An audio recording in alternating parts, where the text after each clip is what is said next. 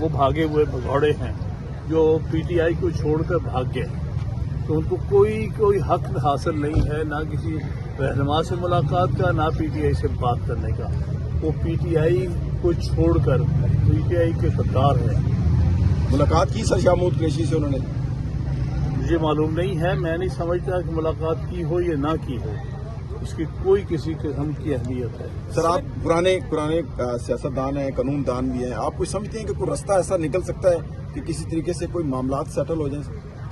دیکھیے، اگر آپ پہلے 26ویں ترمیم واپس لیں اور آئین کے مطابق الیکشن کرائیں تو رستہ نکل آئے گا۔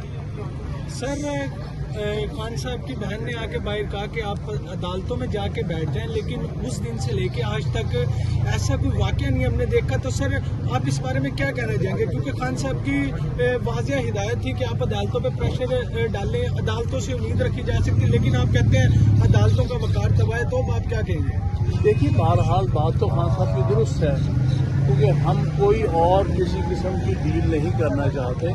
ہم چاہتے ہیں کہ عدالتی نظام میں ہی ریلیف ملے، اور خان صاحب بالکل درست کہتے ہیں۔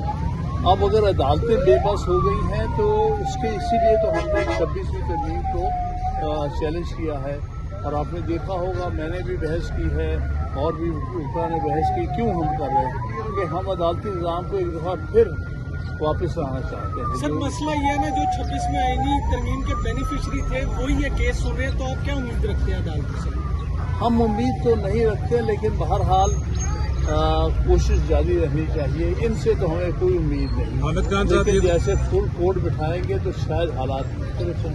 حامد خان صاحب یہ بتائیے گا، جو 27ویں ترمیم آ رہی ہے اس پر پیپلز پارٹی کے ساتھ آپ کی کوئی بن سکتی ہے بات؟ کیونکہ اکیلے پی ٹی آئی تو اس کے خلاف کچھ نہیں کر سکتی، 26ویں ترمیم بھی آئی ہے، پیپلز پارٹی سے ہو سکتی ہے کوئی بات اس پر؟